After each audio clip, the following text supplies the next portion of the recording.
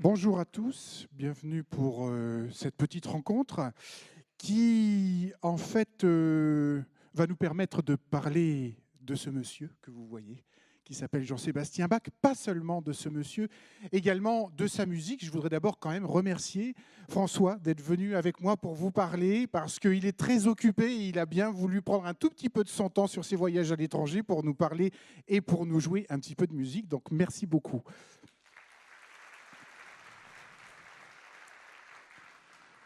Alors pourquoi s'intéresser à ce personnage? On s'en doute, c'est un monument de l'histoire de la musique, surtout à cette musique, et pourquoi on a voulu vous parler du clavier de Bach.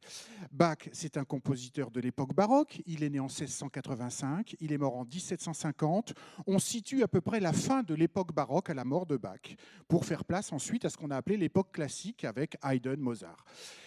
Seulement, Bach était un peu un électron libre dans cet univers. S'il y avait bien d'autres musiciens à cette époque-là, vous connaissez Handel, vous connaissez bien d'autres noms, des Italiens, Vivaldi, contemporain de Bach, eh bien, si aujourd'hui Bach est très connu, il n'en était absolument pas de même à l'époque.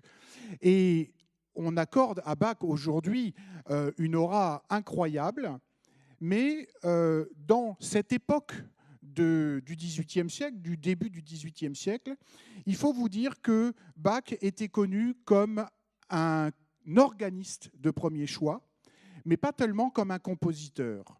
Juste pour vous resituer, lorsque Bach brigue le poste de cantor à l'église de Leipzig, c'était un poste assez important. Jusqu'à présent, il avait travaillé dans des cours, mais il n'avait pas eu vraiment de poste prestigieux.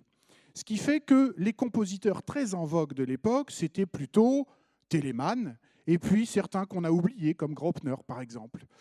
Lorsque le poste a été vacant à Leipzig, ils ont cherché donc un cantor, c'est-à-dire quelqu'un qui doit s'occuper à la fois d'éduquer les enfants et en même temps de composer de la musique pour les offices, pour chaque dimanche de l'office. Et ils voulaient avoir les meilleurs, les plus célèbres. Donc ils ont voulu avoir Telemann. Telemann a décliné l'invitation. Ils ont voulu avoir Graupner, qui était très célèbre, que vous ne connaissez probablement pas, mais qui était très célèbre. Et puis, il n'a pas voulu non plus. Bach avait postulé, et ils l'ont pris finalement. Et ils ont eu cette phrase en disant, eh bien, puisqu'on n'a pas pu avoir les meilleurs, eh bien, nous devrons nous contenter d'un médiocre. Ça vous resitue un petit peu le Bach de cette époque. En fait, lorsqu'il meurt, en 1750, Bach, il a composé des milliers d'œuvres, seulement il en a publié même pas une dizaine.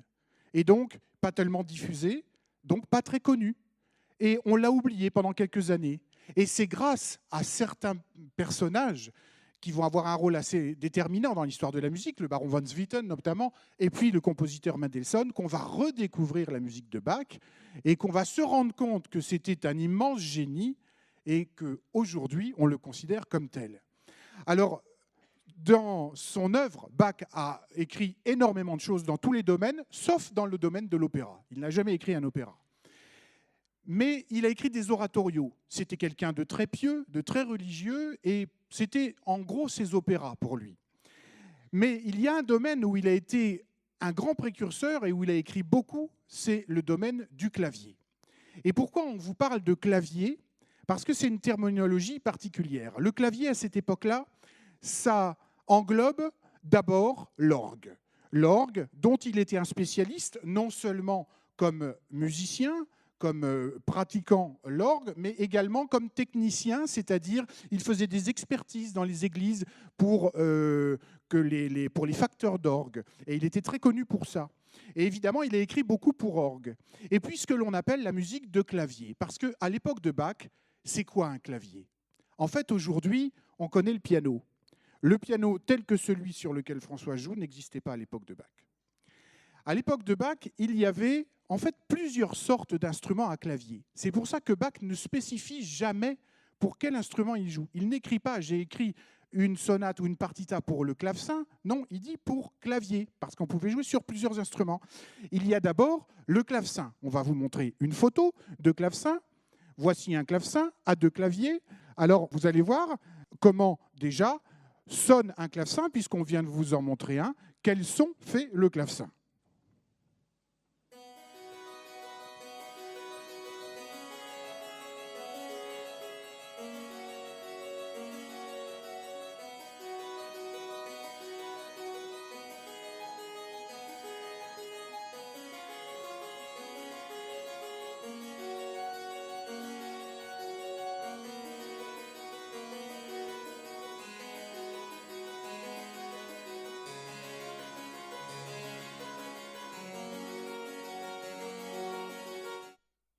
Voilà, ça c'est le clavecin, vous connaissez. Alors le clavecin, c'est un instrument donc à un ou deux claviers. Il n'y a pas forcément deux claviers, des fois il n'y en a qu'un seul. Voilà comment ça fonctionne. Vous avez ce que l'on appelle un petit sautreau que vous voyez ici, avec une petite languette qui va se soulever lorsqu'on appuie sur la touche. Le jaune, c'est la corde. Il va faire vibrer la corde en passant dessus. Et lorsqu'il redescend, il y a un petit système qui bascule le sautreau pour ne pas qu'il pince la corde une deuxième fois en descendant. Et ça sonne de cette façon-là, c'est-à-dire c'est un instrument à cordes pincées. Il y a un petit détergot qui pince la corde, ce qui va donc donner un son assez métallique. Il y a un autre instrument qui existe à cette époque-là, un autre instrument à clavier qui, lui, est très important aussi et qui avait les faveurs de Bach, qui était l'instrument préféré de Bach. Cet instrument, c'est le clavicorde, c'est ce qu'on voit ici. Alors le clavicorde, en fait, c'est un instrument à touche également, seulement le système n'est pas le même. Ce n'est pas une corde qui est pincée par un petit sautreau, mais c'est une corde qui est frappée par un petit marteau et qui est dérivée de ce qui existait à l'époque sur ce qu'on appelait les tympanons, c'est-à-dire un peu comme les cymbalums, c'est-à-dire on frappe une corde avec un petit marteau. Alors on a là un exemple de clavicorde, c'était l'instrument préféré de Bach. Pourquoi ça a une importance? Parce que évidemment, le son ne va pas être le même entre une corde qui est pincée et une corde qui est frappée. Vous avez entendu tout à l'heure le début d'un prélude de Bach sur le clavecin. Voici maintenant la même chose sur le clavicorde.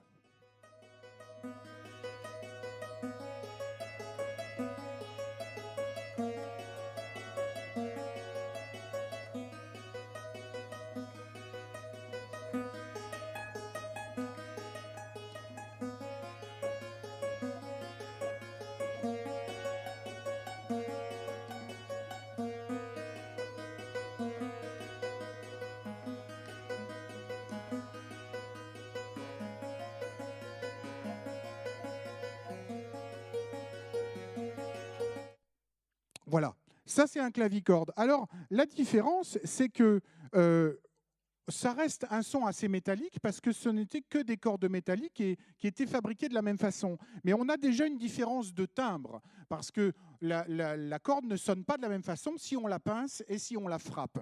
Le clavicorde, Bach l'aimait beaucoup. Il avait un inconvénient, c'est un petit instrument, il avait très peu de puissance. Donc c'était bien pour jouer chez soi, mais lorsqu'on devait jouer avec un peu de public dans une salle un peu importante, ça ne convenait pas. Et puis, il y avait un clavier relativement réduit, ce qui limitait les possibilités.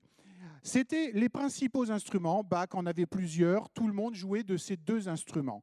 Et puis, il y a eu un troisième instrument qui est arrivé juste à ce moment-là. C'est la naissance du piano. Voici le piano forte, le premier piano forte qu'a construit Cristofori au tout début du XVIIIe. Quelle est l'idée du piano forte? En fait, reprendre l'idée du clavicorde, c'est-à-dire un marteau qui frappe des cordes, le tout mis dans un meuble de clavecin. Seulement, ça, c'est les tout premiers. C'est le premier exemple que Cristofori a fabriqué de son système de piano avec des touches et un système de marteau. Ce n'était pas très au point. Bach va prendre connaissance de cet instrument et finalement, il va un petit peu s'en désintéresser. Seulement, comme tous les instruments qui sortent, qui naissent, eh bien, il y a une évolution. Et l'instrument va très rapidement évoluer. Il va très rapidement évoluer grâce aux compositeurs qui vont s'y intéresser, aux musiciens, et grâce aux facteurs, à Cristofori et aux autres qui vont devenir eux aussi facteurs de piano, qui vont faire évoluer, vont l'agrandir, vont améliorer la mécanique du piano. Ce qui fait qu'à la fin de sa vie, Bach va rencontrer de nouveaux fortepianos un peu différents de celui-ci. Et là, pour le coup, il va être un petit peu plus intéressé. Mais c'était un peu tard. C'était vraiment sur les 3 dernières années de sa vie. Il avait déjà beaucoup de problèmes de santé. Et du coup, on va rester avec l'idée que Bach s'était complètement désintéressé du piano forte. Mais ce n'est pas tout à fait vrai. Alors, le piano forte, eh bien évidemment, il a un son, lui, qui va être encore un petit peu différent. Vous allez voir, c'est un peu à mi-chemin entre le clavecin et le piano qu'on a aujourd'hui. J'ai réussi à vous trouver un enregistrement d'un vrai pianoforte Cristofori, une redite évidemment, pas un original, on en trouve quasiment plus, je crois qu'il n'en existe plus des originaux, mais reconstruit comme à l'époque. Donc ça, c'est une sonate de Scarlatti, c'est pas du Bach, mais c'est pour vous donner une idée du son produit.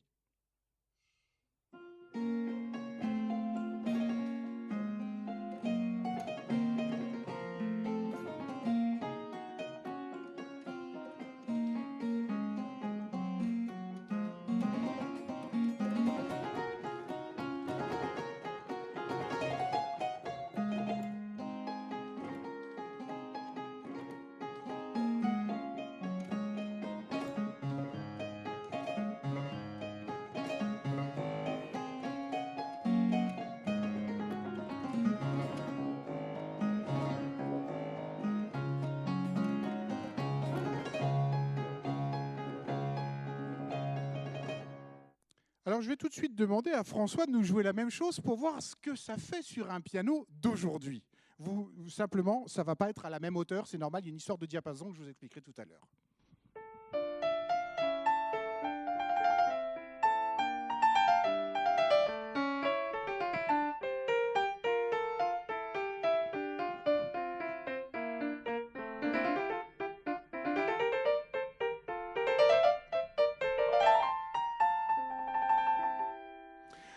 Ce qu'on peut constater, c'est que c'est un son plus large, plus épais, un peu plus chaleureux, moins métallique. Parce qu'entre-temps, les choses ont beaucoup évolué. Les marteaux ont évolué. On ne met plus du cuir sur le marteau, mais du feutre, ce qui donne quelque chose de plus souple. Et puis, les cordes sont filées d'une manière différente, ce qui fait que tout ça, petit à petit, a contribué à ce que le son du piano change. Mais le système, mis à part 2-3 petites innovations qui auront lieu par la suite, est le même, est vraiment le même. Et ce piano de Cristofori fait partie, à l'époque de Bach, c'est-à-dire, on va dire dans les dernières années, à partir de 1730, fait partie des instruments à clavier, des nombreux instruments à clavier que jouaient les claviéristes de l'époque. Et souvent, on ne spécifiait pas, comme le fait Bach, on ne spécifiait pas pour quel instrument on composait. On composait pour le clavier, si vous aviez envie de jouer sur clavicorde ou sur clavecin ou sur pianoforte. Alors, ces instruments, pourquoi ils ont évolué? Parce que dans l'histoire de la musique, il y a toujours des événements qui font que on cherche parfois à améliorer. On sait que si on améliore d'un côté, on perd de l'autre. Mais c'est le jeu. Alors, ces instruments vont tellement évoluer que le clavecin, on sait, à la fin du XVIIIe, va disparaître parce que le piano va le remplacer et qu'il disparaîtra pour toujours. Le clavicorde, eh bien, on n'entendra plus tellement parler parce que lorsqu'on a des machines comme ça à côté, eh bien, évidemment, on n'aurait plus besoin d'avoir un instrument comme le clavicorde.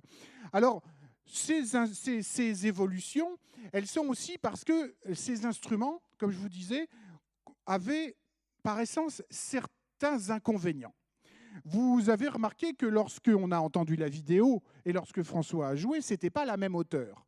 Parce que d'abord, le diapason n'était pas comme maintenant. Le diapason, c'est-à-dire le référent sur lequel on accorde un instrument. Le fameux La 440, si vous avez entendu parler de ça déjà. Le La, c'est-à-dire on a décidé un jour que ça serait 440 Hertz, c'est-à-dire 440 vibrations par seconde, qui donnait un La. Voilà un La à 440 vibrations. Seulement à l'époque, ce n'était pas du tout uniformisé. Dans une cour, on jouait à 440, dans une autre cour, dans une autre région, on jouait à 436, et dans une autre région, on jouait à 480. Donc c'était compliqué pour arriver à assembler tout ça. Alors, il y avait un petit système pour pouvoir transposer. Parce que si on arrivait à un endroit où c'était écrit dans telle tonalité et que le clavecin était un demi-ton ou un ton plus bas, eh bien, comment on faisait? Eh bien, il y avait un petit système de cale qui faisait que... Et si on a besoin de transposer, on enlève une cale et on déplace le clavier vers la droite. On joue les mêmes notes. On enlève une cale.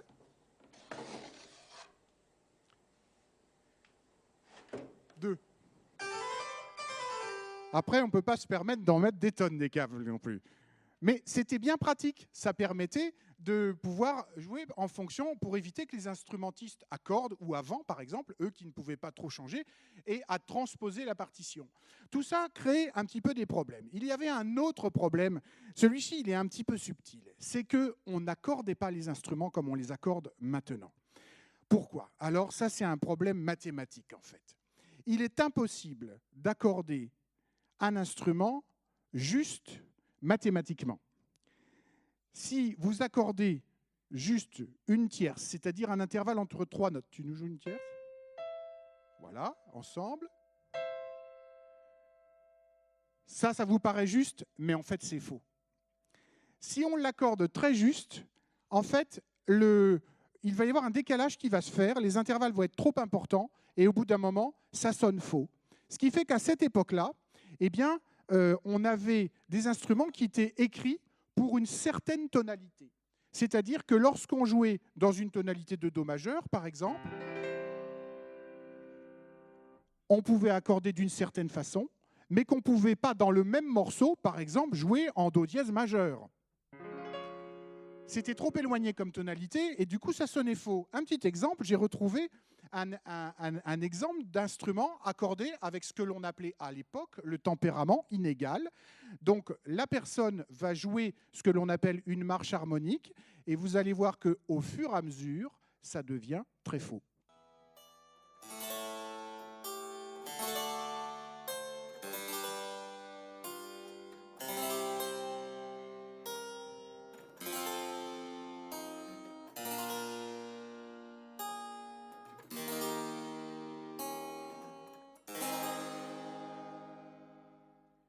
Eh oui, vous avez réagi.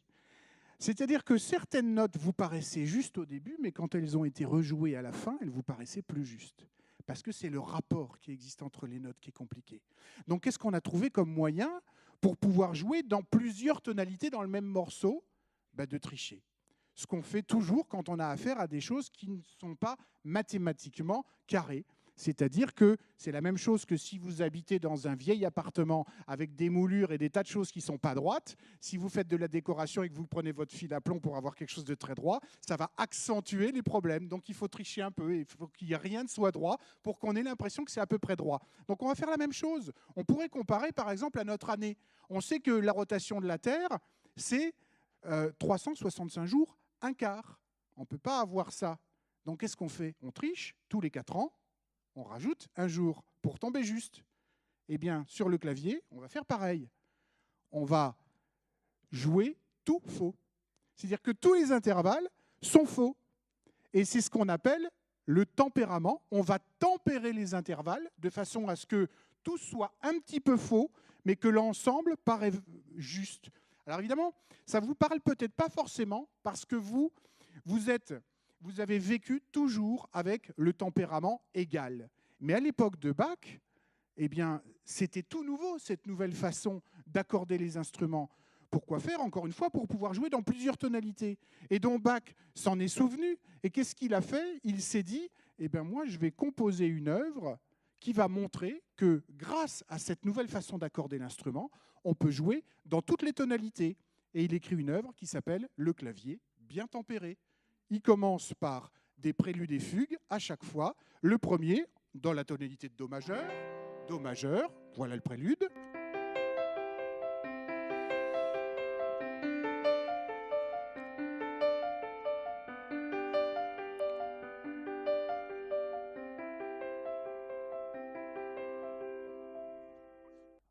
Do mineur maintenant, puisque à chaque tonalité, il y a une tonalité majeure et une tonalité mineure.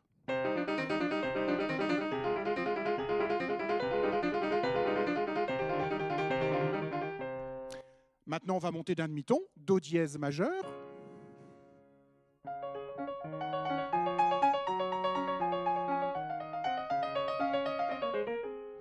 Do dièse mineur maintenant.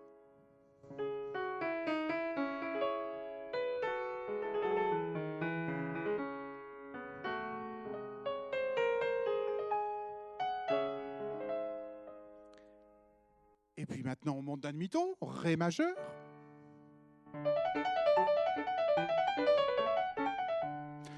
Et Ré mineur.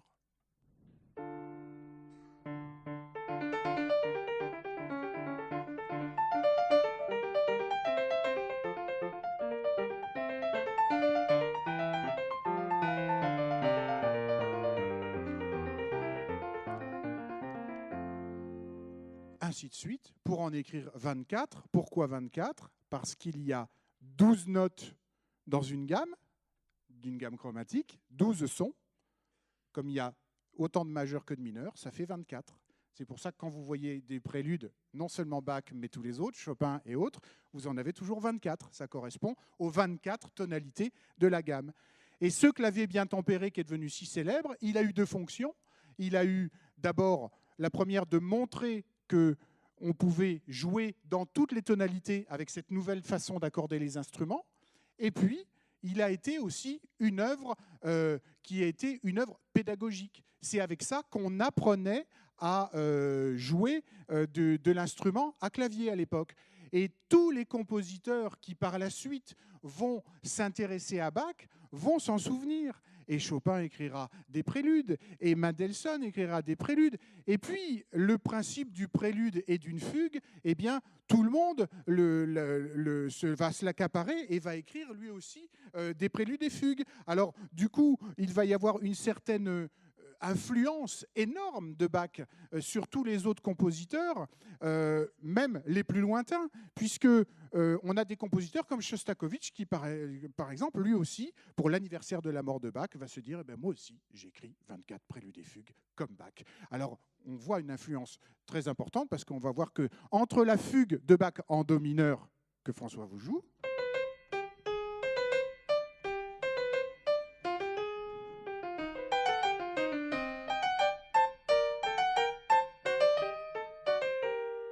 vous allez voir que la fugue de Shostakovich, écrite 200 ans après, ressemble beaucoup quand même.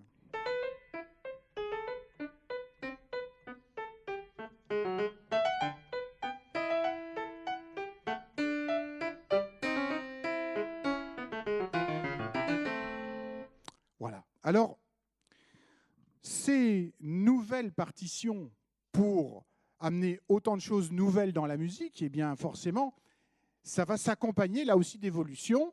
On a vu qu'il y avait des évolutions des instruments, mais il y a aussi des évolutions sur la façon de se servir des instruments. La façon de se servir des instruments, c'est-à-dire comment on met les doigts sur le clavier, comment on y joue. On a vu qu'entre le clavecin, le clavicorde, le piano, c'est en gros à peu près la même technique. Seulement, la musique, comme elle va changer, eh bien, il va falloir trouver des nouvelles façons de jouer cette musique. Il y avait toujours, à l'époque de Bach, des techniques en vigueur, notamment pour ce qui est de poser les doigts sur le clavier. Alors, on a trouvé un système assez ingénieux. On va vous montrer les mains de François pendant qu'il joue pour que vous compreniez très bien ce qu'il fait. À l'époque de Bach, il y avait une façon de doigter, tu me dis si je me trompe, qui n'utilisait pas le pouce. En fait, seuls les 4 doigts étaient utilisés.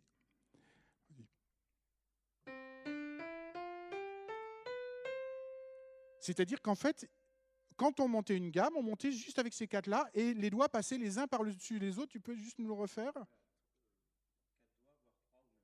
Ou même 2. Ça paraît pas très orthodoxe, mais c'est ce qui était pratiqué à l'époque. 3 doigts. Et même 4. Et même 4. Voilà. Et il va y avoir quand même une petite révolution, c'est qu'on va se servir du pouce. Voilà, ce qu'on appelle le passage du pouce. Le fameux passage du pouce, il y en a d'entre vous qui font du piano. Voilà. C'est-à-dire que le pouce, une fois qu'il a joué, il va falloir le passer sur la note suivante. C'est-à-dire déjà, je vais utiliser le pouce. Hein, à l'époque, souvent, on le mettait sur le bois. Voilà, on le posait. On jouait comme ça. Et on jouait comme ça. Et maintenant, j'utilise mon pouce. Et quand j'ai besoin de changer, j'ai plus de 2 doigts, ben, je passe le pouce donc sous la main. Et dans l'autre sens, je passe la main sur le pouce. Voilà. Alors, en fait, ça a un intérêt quand même, c'est que d'abord, ça permet d'aller plus vite. Oui, ça permet d'aller plus vite et puis ça offre toute une possibilité. Une nouvelle possibilité. Ce qu'il faut savoir, c'est tout de même, j'ajouterais que le fameux doigté donc, de chevauchement, hein, les doigts qui passaient comme ça a été réutilisé par Chopin notamment dans ses études où il y a une gamme chromatique qui est jouée seulement avec les doigts. On voit à quel point Chopin aimait Bach pour lui rendre hommage. Évidemment, Chopin va rajouter donc. Voilà, c'est ça. Voilà. Du coup, ça lui permet de rajouter quelque chose avec le pouce. Alors ça, c'est une grande innovation, eh bien, que va amener cette musique de Bach, parce qu'en fait, si on regarde bien, il y a certaines musiques de Bach qui ne sont pas possibles à jouer sans le pouce. Tout à l'heure, on a eu droit à ce prélude en ut mineur. Je crois que sans le pouce, il ne paraît pas vraiment possible. C'est vrai que là, sans le pouce, ça devient un petit C'est plus peu compliqué. malcommode. Voilà, c'est ça.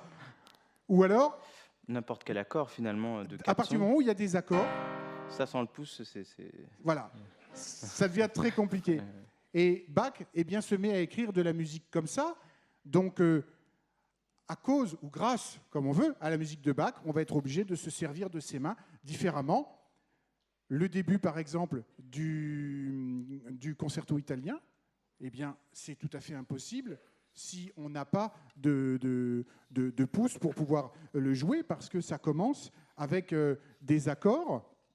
Et si on n'a pas de pouce, eh bien, on ne pourra pas jouer ce fameux concerto italien. Tu peux juste nous montrer le début ? Au tout début, oui. Voilà. Et sans le pouce, c'est impossible. Une formule comme ça, par exemple, c'est vraiment... Voilà. Il n'y a pas de... Il manque un doigt. Exactement. Et bien, pendant qu'on y est, je vous propose de l'écouter en entier, ce concerto italien.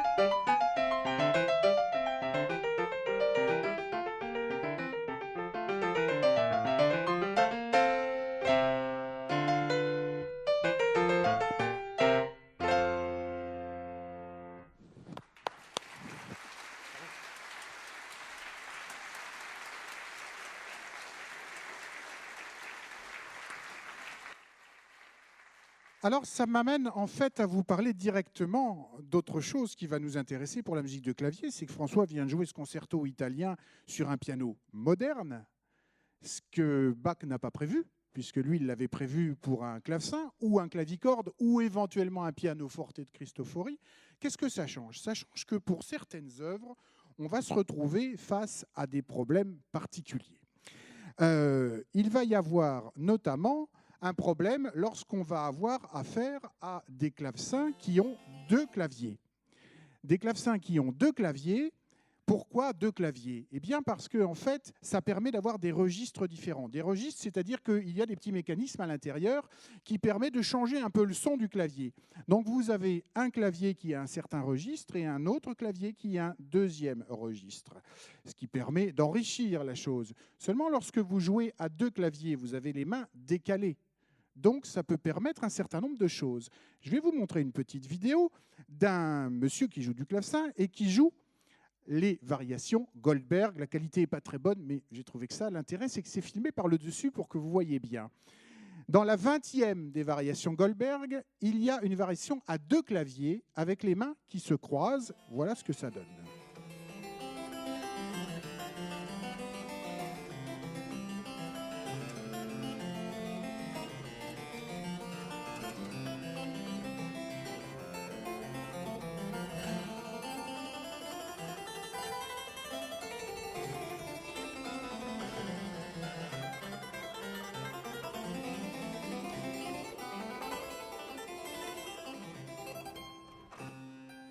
Alors, comment on va faire sur un piano moderne pour arriver à jouer ça?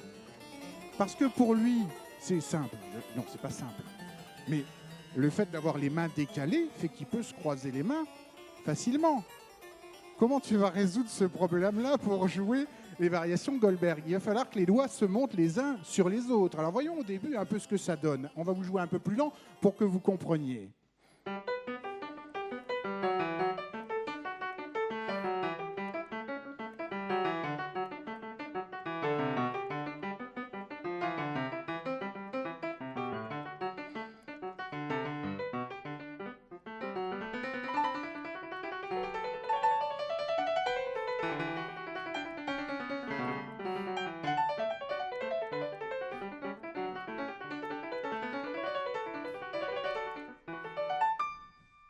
Bon, alors, c'est un peu de la gymnastique. Mais je crois que tu m'as dit qu'il y avait plusieurs possibilités, en fait. Oui, déjà, la question de savoir quelle main va jouer dessus ou dessous, par Et exemple. oui, parce que quand on joue du clavecin, c'est prédéterminé. On sait laquelle va sur quel clavier. Mais là, il n'y a qu'un clavier pour deux mains. Donc, Donc je vois par exemple pour la fin, on peut très bien imaginer de jouer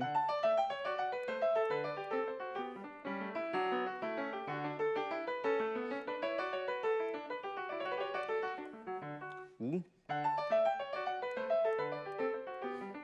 passe dessous. voilà. Et puis, ou alors on peut imaginer de répartir totalement différemment. Donc, on triche un peu.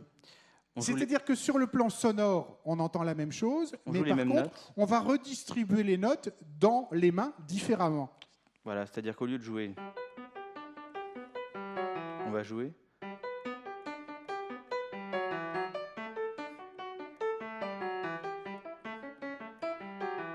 Voilà, c'est exactement les mêmes notes, mais là j'ai supprimé tous les croisements de mains. Voilà. Alors, quand on est dans ce genre de transcription, eh bien, on se rend compte que on a une certaine latitude d'arranger comme on veut, mais parce que ça n'est pas possible de faire comme pour l'original. Et Bach a quand même été très souvent joué sur le piano moderne, donc tous les pianistes modernes sont obligés d'adapter pour pouvoir jouer. En même temps, ça donne un peu d'autres possibilités, parce que je crois savoir que ce qu'il est possible de faire sur le clavecin, par exemple, de lier la ligne de basse, c'est pas possible sur le piano, donc on va être obligé de faire autrement. On ne peut pas lier de manière rigoureuse la ligne de basse puisque je dois rejouer les mêmes notes avec la main droite. Donc celle-là, je dois la rejouer. On l'entendra pas pas la lier. sinon. Donc soit on peut jouer avec un caractère un petit peu différent, donc Voilà. en jouant détaché, ce que la plupart des pianistes font. C'est ça. On peut imaginer de mettre un peu de pédale. Voilà. Tout ça, ça dépend de l'esthétique et du goût de chaque Et du goût de interprète. l'interprète. Ce qui veut dire qu'on est obligé vraiment de réinterpréter l'œuvre. Ce qui nous amène à vous parler quand même des transcriptions, parce que Bach, s'il est si connu aujourd'hui, c'est parce que c'est un compositeur qui est extrêmement souvent joué, mais joué sur des instruments qui n'existaient pas à l'époque, dont le piano, et puis alors, si on extrapole, avec bien d'autres instruments qui n'existaient pas à l'époque, comme des instruments avant notamment. Donc, on transcrit. Alors là, les puristes vont dire « Oh, quel scandale!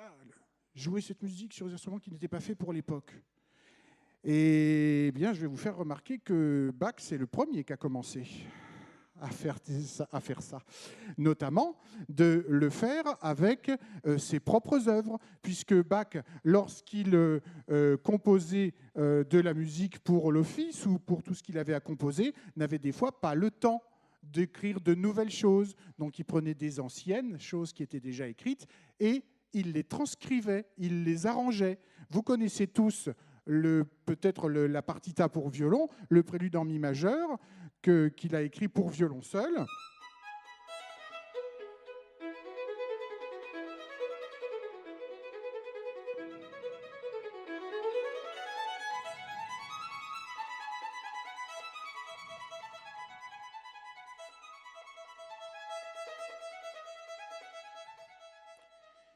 Eh bien, ce prélude, Bach, un jour où il était un petit peu à la bourre peut-être et un peu en manque d'inspiration, s'est dit, moi je dois composer une cantate, j'ai rien pour la symphonie du début, tiens, si je reprenais ça et que je l'adapte.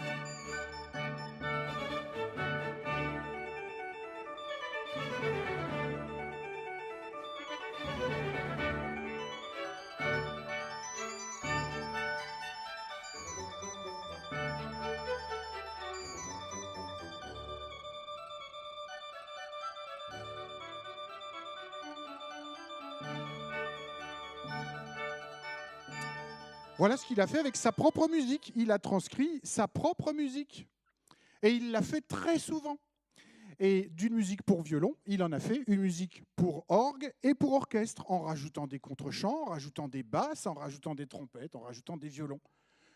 Donc il a vraiment montré la voie pour ça. Et beaucoup d'autres compositeurs par la suite ont voulu rendre hommage à Bach de cette façon-là.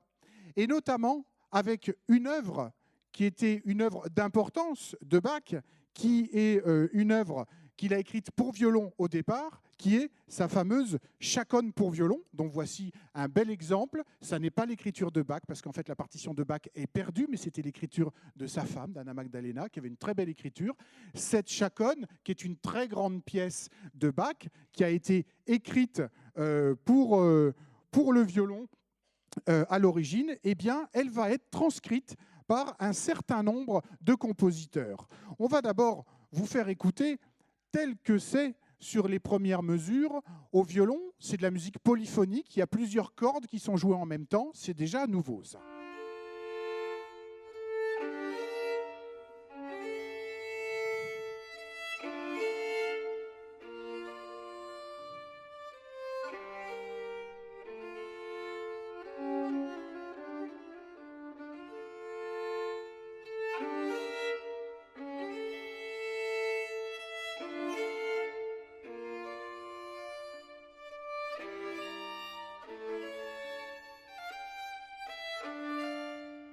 Alors, deux compositeurs vont s'attacher à transcrire cette œuvre-là pour piano. Le premier, c'est Brahms. Mais Brahms, il va en faire une sorte d'étude, parce qu'il va prendre pour parti pris de ne pratiquement pas changer la partie de violon.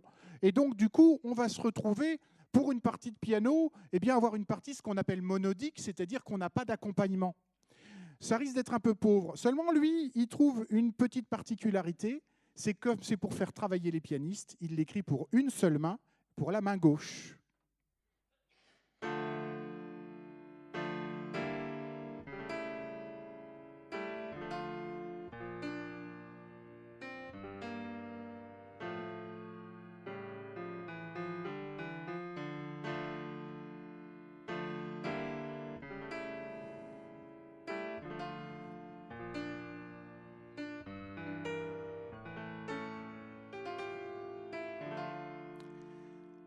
Voilà ce que ça donne. Alors vous avez remarqué que la petite différence, c'est que c'est écrit une octave plus bas. Pourquoi? Parce que tout est fonction de la tessiture même de l'instrument. Un violon sonne bien dans la tessiture, vous l'avez entendu tout à l'heure. Pour un piano, ce serait trop pauvre, il faut aller plus près des cordes graves, donc on le fait jouer un peu plus dans le grave. Il y a un autre compositeur qui va, lui, transcrire cette chaconne et en faire un monument de l'histoire de la musique pour piano. C'est Ferruccio Busoni. Ce n'est pas un compositeur très connu, c'est un compositeur de la fin du 19e, du début 20e, et qui a transcrit cette chaconne. Alors lui, il ne part pas du même principe, c'est-à-dire que lui, il veut en faire une grande œuvre romantique. D'abord, le début, eh bien, il se sert des deux mains pour cette fois-ci.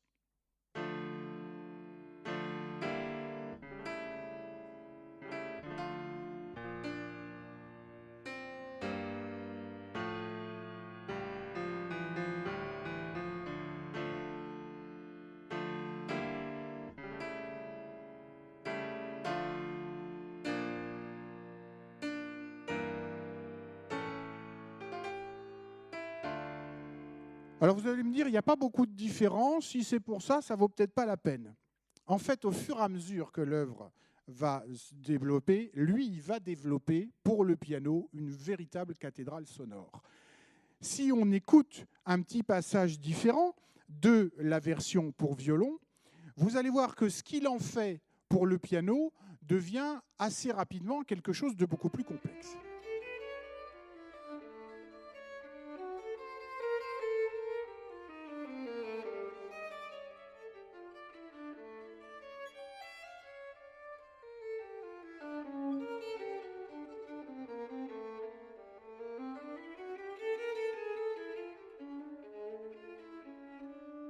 Au piano, on va déjà avoir quelque chose de beaucoup plus complexe et de beaucoup plus romantique.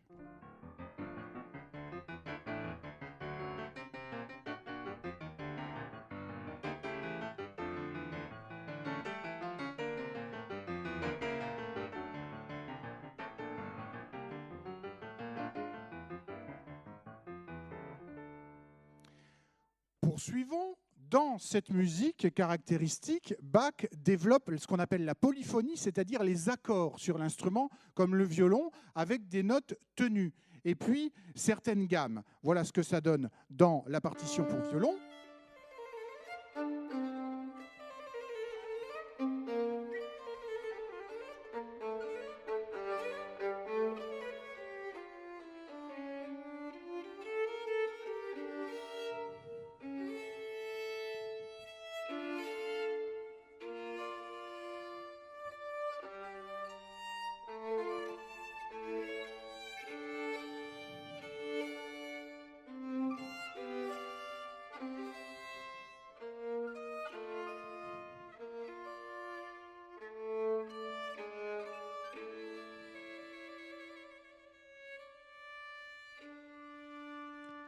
Alors vous avez remarqué ces grandes suites d'accords qui sont jouées, ça a un côté assez grandiose. C'est ce qui était tout à fait nouveau dans l'écriture à l'époque de Bach. C'est le seul à avoir écrit comme ça. Busoni va s'en souvenir pour lui aussi aller essayer d'aller à l'extrême du grandiose, de faire des grands accords arpégés.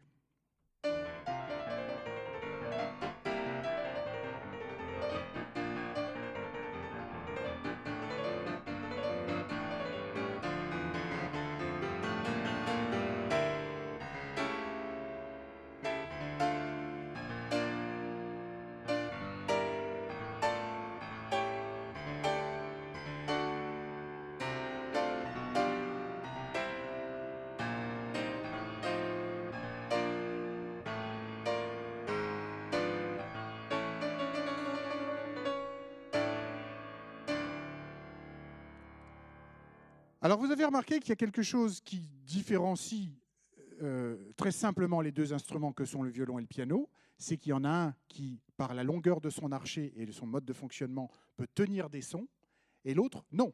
Si je demande à François d'appuyer sur une touche pour jouer une note, il n'y a que la résonance. Et la résonance est relativement courte. Donc on ne peut pas entretenir du son.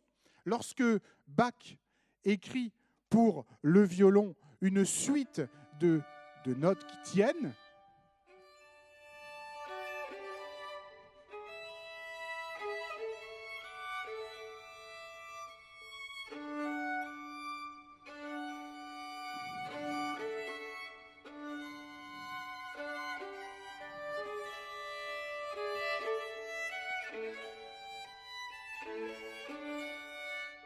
de ces sons tenus, eh bien, je vais demander à François de nous jouer la même chose de ces sons tenus.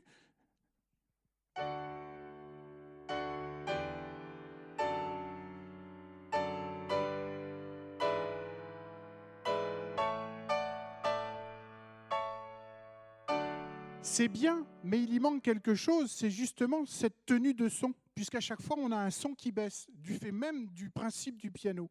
Alors comment on fait? Eh bien, on invente quelque chose lorsqu'on transcrit, c'est qu'on remplit l'espace. Et il va remplir l'espace avec ça.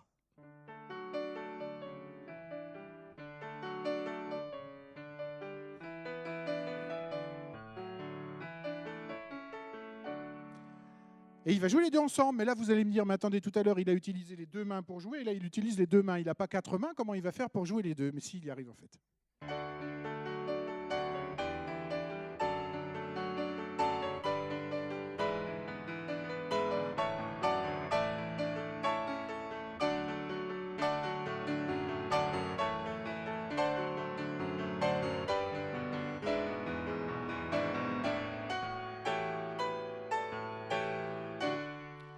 Et on a de plus en plus quelque chose de grandiose. Et on va vous faire écouter la fin, et en même temps, je voudrais qu'on montre les mains de François sur la fin de cette chaconne, parce que Busoni arrive à avoir quelque chose d'immense en faisant jouer des notes qui, évidemment, n'existaient pas du tout à l'époque de Bach, dont vous allez voir la toute dernière note du clavier, qui est une note beaucoup trop grave, jamais utilisée à l'époque de Bach.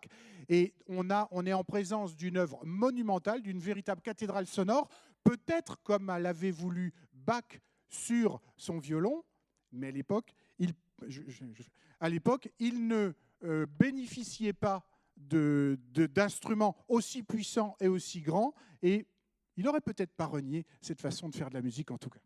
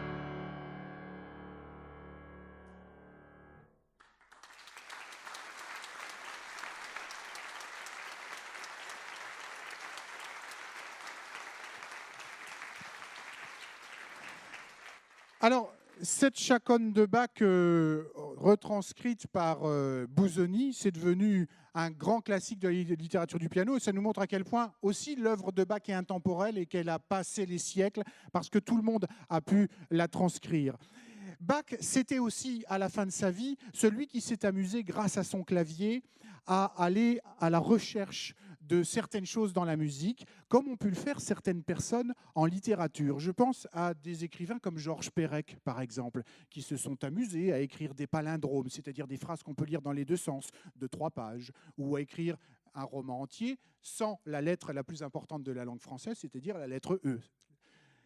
C'est des exercices, mais qui ont un caractère aussi artistique. Bach l'a fait avec une formule qui était déjà plus tellement en vogue à son époque, qu'on appelle la fugue. Qu'est-ce que c'est une fugue? Une fugue, c'est en fait comme un canon. Vous connaissez le canon, vous connaissez Frère Jacques, qu'on s'amuse à chanter en canon. Une voix commence, et puis ensuite, une autre voix continue, rentre à son tour, et chacun chante à la suite. C'est un peu le même système. C'est un peu le même système, sauf qu'il y a une petite différence. Le titre, on n'appelle plus ça tout à fait canon, mais fugue, parce que ça vient de l'italien fugare, qui veut dire fuite. Pourquoi fuite? Parce qu'à chaque fois qu'on joue la mélodie, une autre mélodie arrive et la première semble fuir devant la précédente. On va vous faire un petit exemple avec la fugue d'une œuvre qui s'appelle Capriccio, pour son frère bien-aimé. Et la petite mélodie, c'est celle-ci.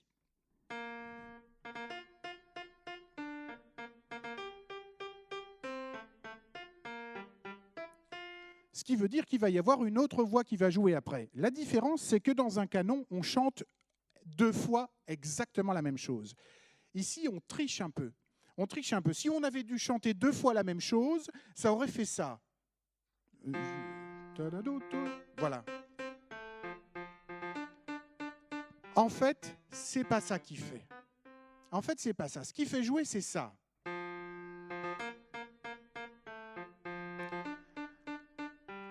C'est un tout petit peu différent, mais vous avez l'impression que c'est la même chose. Seulement, ça va nous ouvrir d'autres possibilités. Résultat, il va pouvoir jouer la première voix, et puis quand la deuxième voix va rentrer pour jouer ce que l'on a l'impression d'être la même chose, la première voix va se transformer en accompagnement.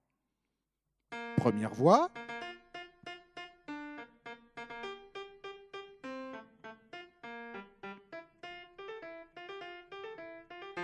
Deuxième voix.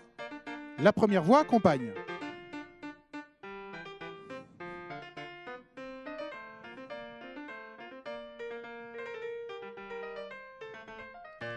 Troisième voix, les 2 premières accompagnent.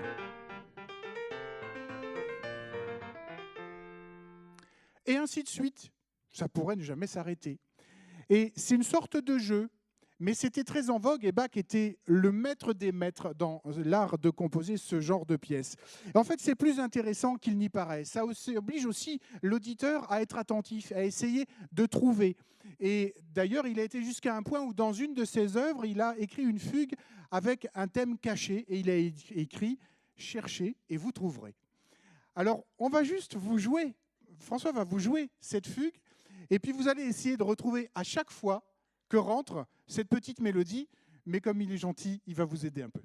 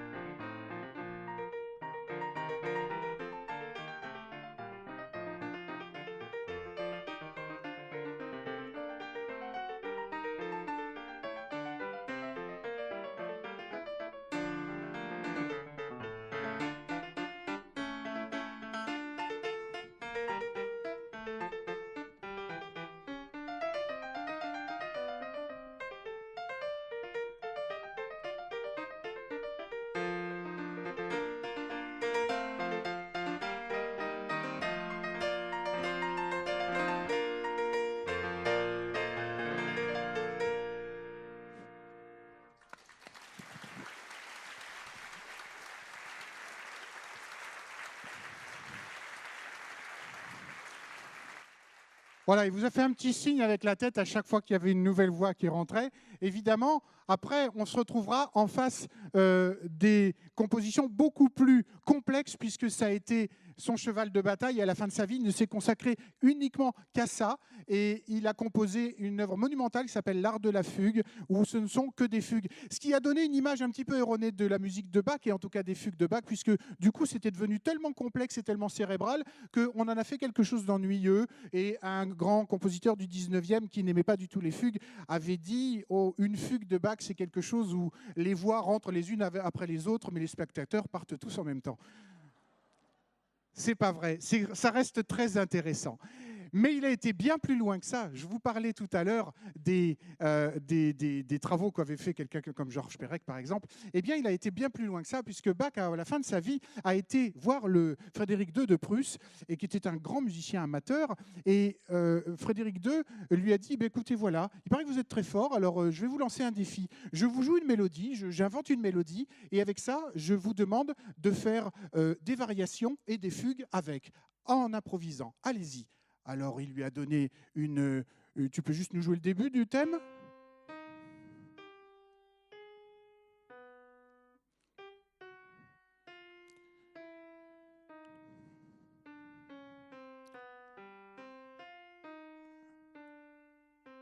C'est pas bien intéressant, mais c'était un roi, on ne pouvait pas lui dire que c'était pas bien ce qu'il avait écrit. Donc il a dit, sire, bien sûr, d'accord, et il s'est mis au clavecin et il a improvisé devant lui une fugue et tout ça. Mais il est rentré chez lui, il avait trouvé qu'il n'avait pas été très performant, il s'est dit, je suis sûr, je peux faire beaucoup mieux que ça. Et il s'est attelé au travail et pendant des mois, il s'est enfermé et il a écrit ce qui s'appelle maintenant l'offrande musicale. Et là, il a fait quelque chose d'un petit peu étonnant. On va vous faire une petite expérience où il a écrit ce que l'on appelle un canon en crabe, un canon renversable. Qu'est-ce que c'est ? Voici cette musique. Alors, je suis désolé, c'est un peu flou. J'espère que vous allez voir.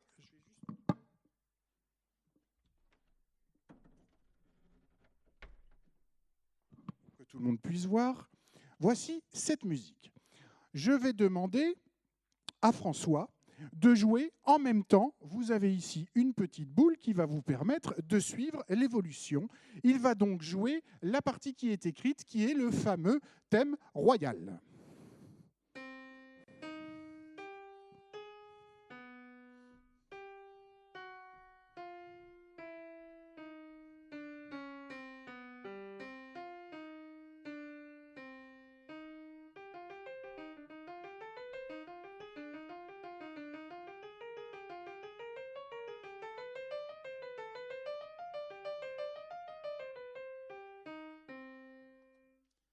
Maintenant, je vais lui dire de jouer en commençant par la fin et de jouer la phrase à l'envers.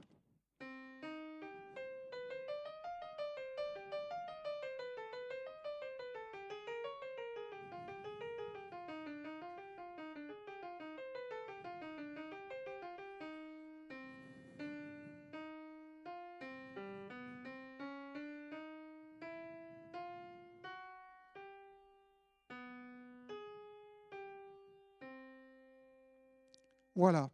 Et maintenant, eh bien, Bach s'est livré à un petit jeu. Il s'est dit, eh bien maintenant, la main droite va jouer de là jusqu'à là. Et en même temps, la main gauche va jouer de là jusqu'à là.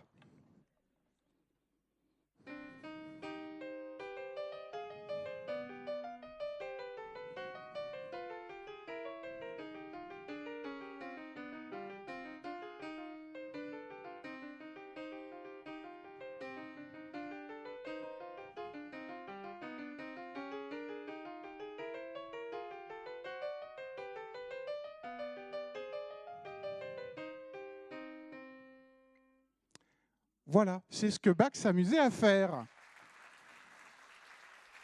Ce qui est très compliqué sur le piano, parce que là, on n'a pas filmé ses mains, mais le problème, c'est que les mains se montent les unes sur l'autre et se croisent, d'où l'appellation du canon en crabe, puisqu'on a l'impression qu'on a un crabe sur le clavier.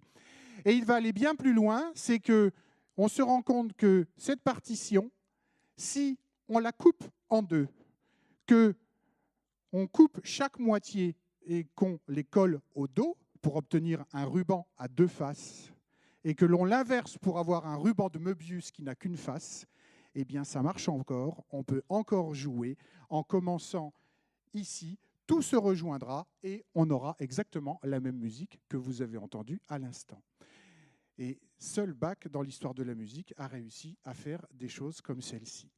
C'était à la fois son génie, c'est-à-dire qu'il s'est penché toute la fin de sa vie dans ce travail et il en a fait quelque chose d'absolument incroyable que peu de musiciens ont fait par la suite.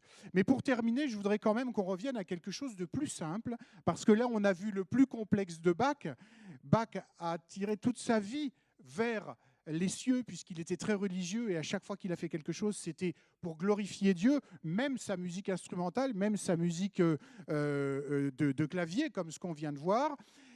Mais il a aussi su écrire des choses très simples, comme cette gavotte qu'on va vous jouer maintenant, qui est extraite d'une suite anglaise et qui fait référence à de la musique populaire, mais qui a ce génie qu'ont ces grands compositeurs, c'est avec de la musique relativement simple, d'en faire quelque chose d'assez admirable. Mais une petite variante quand même, c'est qu'il va nous le jouer avec ce qu'on appelle des reprises variées, c'est-à-dire qu'on ne joue pas tout à fait la même fois lorsqu'on répète.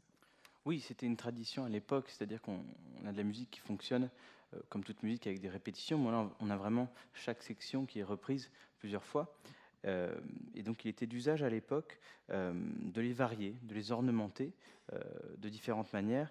Euh, je pense à un passage notamment. euh, on peut prendre le début. La deuxième fois, on va faire, par exemple, Ou dans la musette, par ou dans la exemple. musette.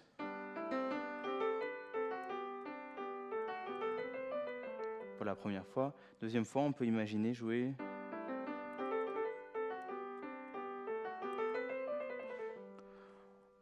Voilà, et ça, c'est des choses qui sont laissées au goût et à l'intuition de l'interprète et qui rend finalement cette musique très vivante et qui ouvre toute possibilité pour l'interprétation. Voilà donc pour finir cette gavotte avec reprises variées.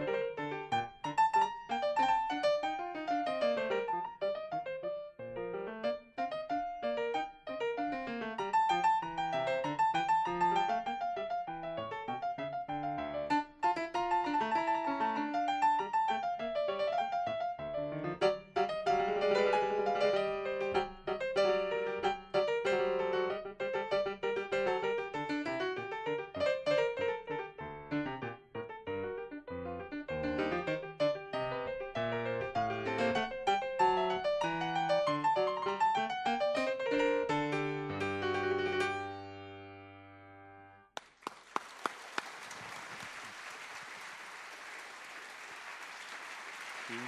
Olivier. Merci. Merci. Merci.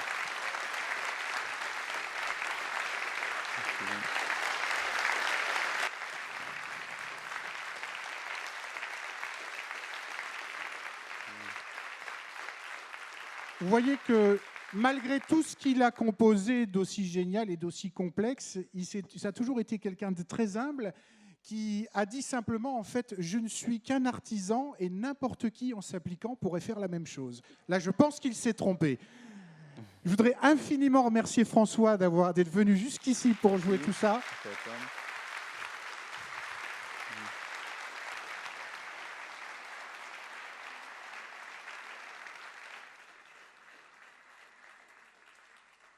Et juste une petite phrase avant de nous quitter pour parler de Bach, c'est l'écrivain Sioran qui a dit « S'il y a quelqu'un qui doit tout à Bach, c'est bien Dieu ». Merci, bon après-midi à vous, à bientôt.